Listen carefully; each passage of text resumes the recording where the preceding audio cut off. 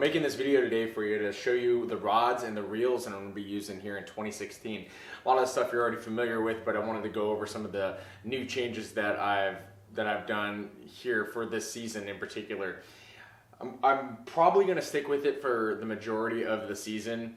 I might change out some of the rods for some newer stuff later on the season, because I've had these rods for a few years now, but I really like these rods a lot. They've been very good to me.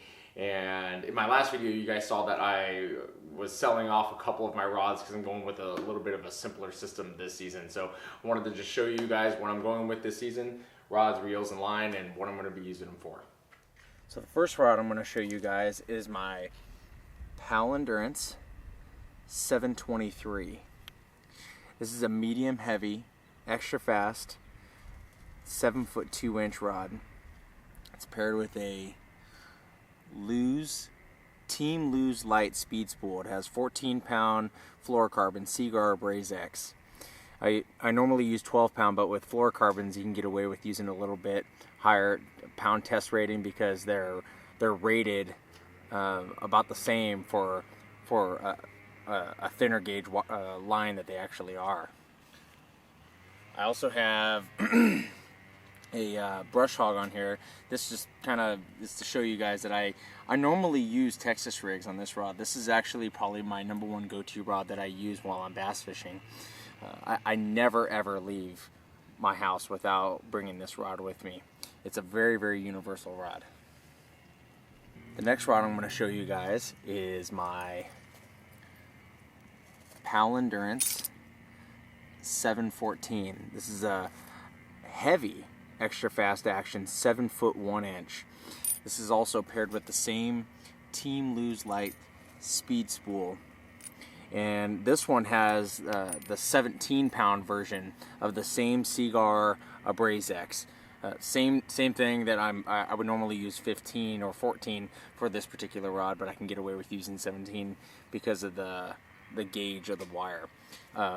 Just slightly heavier. I normally use this thing for jigs. It's got a spinnerbait with a Kitech swing impact fat on the back of it. But normally I use this stuff, or this setup for higher gauge hooks, so like jigs or spinnerbaits and stuff like that. I can use spinnerbaits and jigs on the 723, but I normally use them on this just because it sets the hook a little bit better. The next rod I'm going to show you is one of my fairy wands, if you will. This is a Pal Endurance. This is a medium light extra fast action 7-foot 1-inch. This is a 712. Now this is paired with a older Shimano Symmetry 2500 FJ. This is the 2500 FJ. It's a really nice reel. This has 6-pound test fluorocarbon, the same Seaguar Braze X. I normally use this for, this has a darter head on it right now, but I normally use this for darter heads, drop shots, and split shot rigs and such. Really nice rod. Soft tip, but it's still an extra fast action. You can use light lines or light wire hooks with this, which is very effective, and you can feel everything with this rod. The other spinning rod that I have, I only have 2 spinning rods, is another Pal Endurance. This is the Pal Endurance 6103. It's a 6-foot 10-inch medium extra fast action. I would have rather have this rod been a 7-foot or a 7-foot 2, but they only made it in a 6-foot 10, which is pretty much 7 foot, obviously. This is my #1 go-to shaky head rod. I also, I don't want to forget to, this is the newest generation, I believe, but this is 2016, but I bought this in like 2013. This is a Shimano Saros 2500 FA, and this has 8-pound test Seaguar Braze X on it, fluorocarbon. But what I was saying was, this is my #1 go-to rod for fishing shaky heads, but I also fish weightless Senkos, like wacky rigged, and I can fish tubes on this rod too. It's a very effective rod. I use it as my one step down from the 723 casting rod. So if I want something a little bit lighter, I use the 6103 from the 723. The next rod that I have is one of two crankbait rods that I have now. This is the Pal Endurance. This is a 705 CB glass comp, or a fiberglass composite rod, so it's got fiberglass and graphite in it. 7 foot even, medium heavy, moderate fast action. So it's got a moderate fast taper, very soft rod because of that fiberglass that's in it. Also has a Lew's Tournament Pro G on it, and this has monofilament on it. This has the 12-pound Maxima on it. The reason why I choose monofilament for this is that way I can also chuck topwater plugs with it. Like for this rod, I would use like the 127s, the Sammys, or like the big who's the one that makes the Reaction Innovation Vixen, and throw that on this rod. They've got the thicker gauge treble hooks, so this rod will drive those hooks home. I could also use lipless crankbaits on this rod, rip them out of grass very, very effectively, and square bill crankbaits the same way. You can rip square bill crankbaits out of grass and bump them up against rocks and get them out of those sticky situations, no pun intended. The second of the only two crankbait rods that I have is a Pal Endurance. Get a focus on there. And this one is a 724 CB glass comp rod. This is a 7'2" medium moderate fast action. Same idea as the other rod, except for it's just a little bit lighter.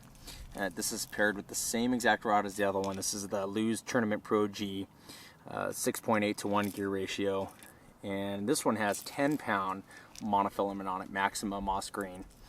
And again, for the same reason, it's not ideal for jerk baits as far as the line is concerned. The rod is perfect for jerk baits, but the line, I would rather have fluorocarbon, but again, it's kind of the give and take. So I use the fluorocarbon or the monofilament just so I can throw top water. But the rod is great because it has a very, very soft action, and you can really not have to worry about when you're throwing rip baits killing the action of the rip bait because your rod is too stiff. That's also another plus behind using monofilament, but again, not ideal. But the idea is that this is a great rod for throwing like poppers and rip baits and stuff like that. So the last two rods are my big rods.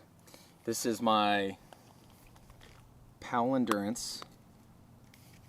This is my 725 mag heavy fast action, not to be confused with an extra fast action. Has a slower taper than the extra fast, which is good for frog fishing because it allows allows the bass to get the frog a little bit better. We're losing focus there. There we go. But it's still got a lot of backbone in this rod to drive those very, very thick wire hooks home into the bass's mouth. This is a Lew's Tournament MB, and this has 50-pound Power Pro on it in the moss green color. I find Power Pro has worked. It's never actually failed me. I don't want to jinx myself, but it's never failed me. So I really like Power Pro. It's not that expensive, and you can find it everywhere.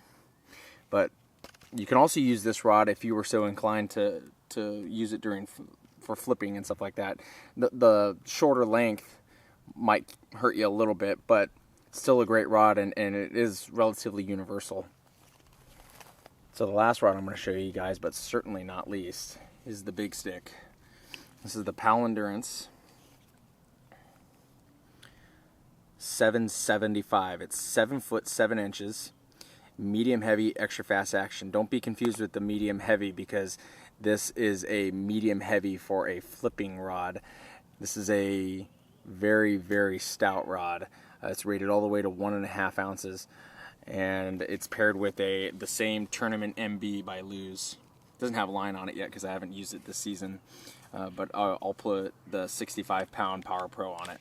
So, but I've used this 775 for a couple seasons now, and you can get the fish out of some very, very thick vegetation with it. A lot of leverage because of that length. And you can throw some big 1 ounce weights on it without any problems at all. very, very good rod for its intended purpose. Something I forgot to mention in the video is that my 775 actually doubles as my swim bait stick. It's not an ideal swim bait rod, but it is a suitable alternative to having a dedicated swim bait rod. What I normally throw on it are like the 5 and 6 inch tournament talons from Osprey. You're probably not going to be able to throw something like the biggest Huddlestons or anything like that, and it doesn't have the soft tip and the medium taper like a swim bait rod does, but it will serve as an alternative to having just a dedicated swim bait rod. So I just wanted to say thanks to everybody that watches the videos, and if you're not a subscriber, please subscribe to my channel, and if you guys like the video, please hit that like button. It helps a lot, and I'll see you guys out on the water.